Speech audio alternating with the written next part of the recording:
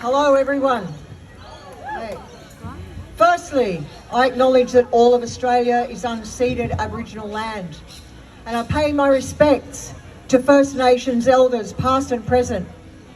As always, I'm speaking as a representative of Jews Against the Occupation 48.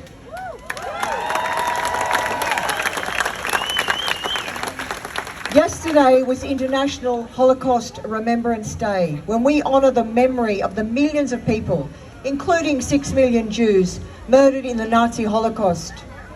As Jews, we mourn the loss personally as well as collectively. We insist that its horrors not be diminished.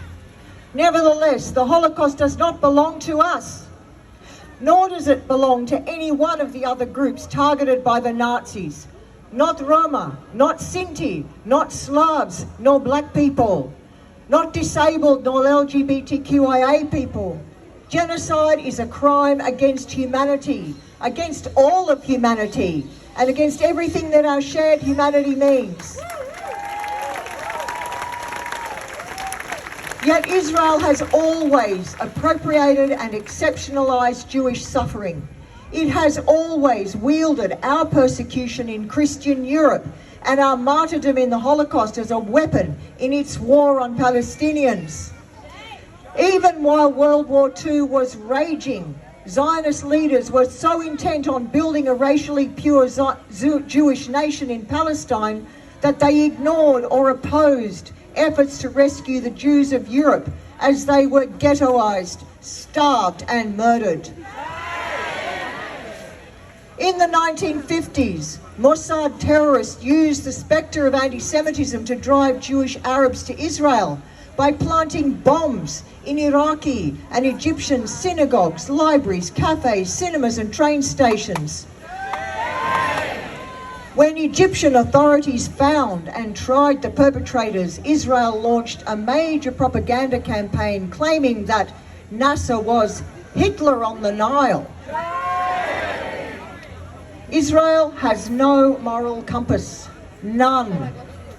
From their earliest days, Jewish Israeli children are inculcated with existential terror through traumatizing Holocaust propaganda, and Palestinians are demonized as moral descendants of the Nazis. Every act of Palestinian resistance is portrayed as a threat of annihilation. Every attempt to call Israel to account is dismissed with outrage as anti-Semitism.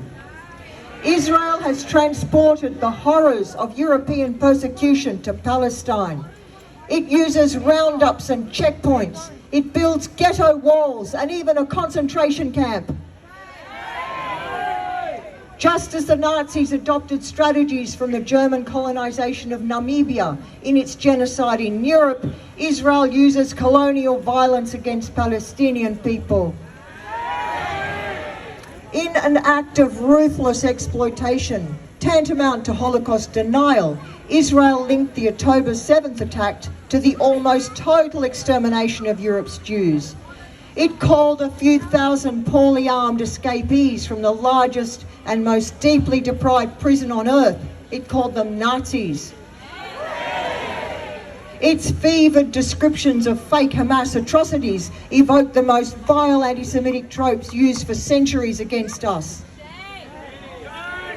Jewish Zionists everywhere spoke of their Holocaust trauma. Well, my Holocaust trauma was awakened too by Israel's depraved brutality in Gaza.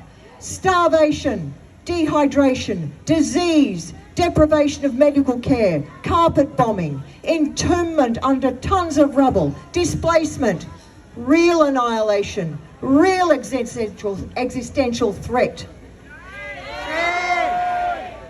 The ICJ ruling is a powerful political moment. Israel, on trial for genocide, has turned the tables on the Jewish state and its appropriation of victimhood. Comparisons between Zionism and Nazism are now legitimised. The IDF can now be called the IGF, G for genocide. As anti-Zionist Jews, we reclaim our suffering under Nazi persecution from Israel's propaganda machine. We refuse to legitimise its bloodthirsty conquest of Palestine. We affirm the message of the Holocaust is that never again means anyone. In our thousands and in our millions, we are all Palestinians. Free Palestine!